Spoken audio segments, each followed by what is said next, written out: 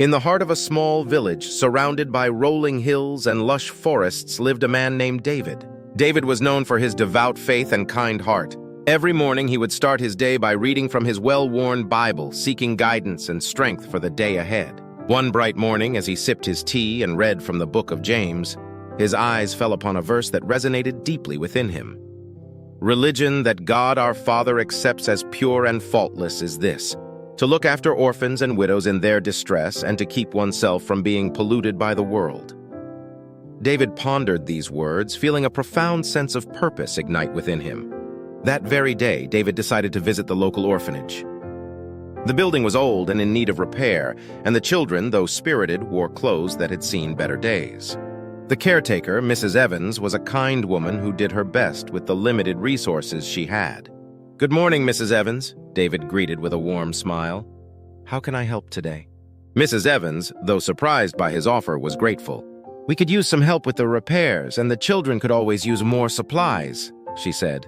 David spent the entire day at the orphanage. He fixed broken windows, mended the fence, and played games with the children. He brought them new clothes, books, and food. The children's laughter and the joy in their eyes filled David's heart with a sense of fulfillment he had never felt before. As the sun began to set, David made his way to the home of Sarah, a widow who had been struggling ever since her husband passed away. Her home was modest and tidy, but the weariness in her eyes told a story of loneliness and hardship.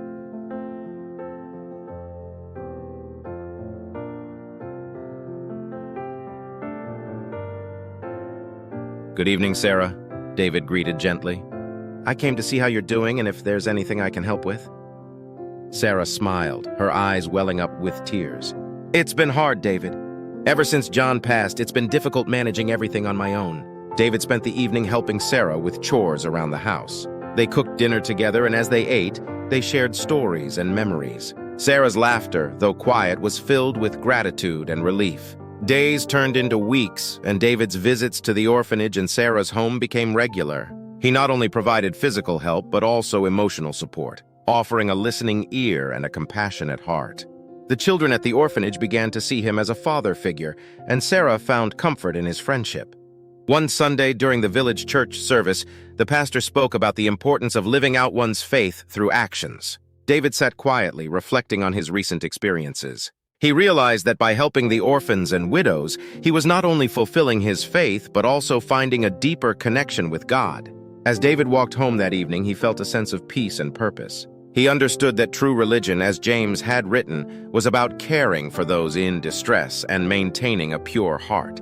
His life became a testament to this principle, inspiring others in the village to do the same. David's journey showed that faith is not just about words and rituals, but about love and action.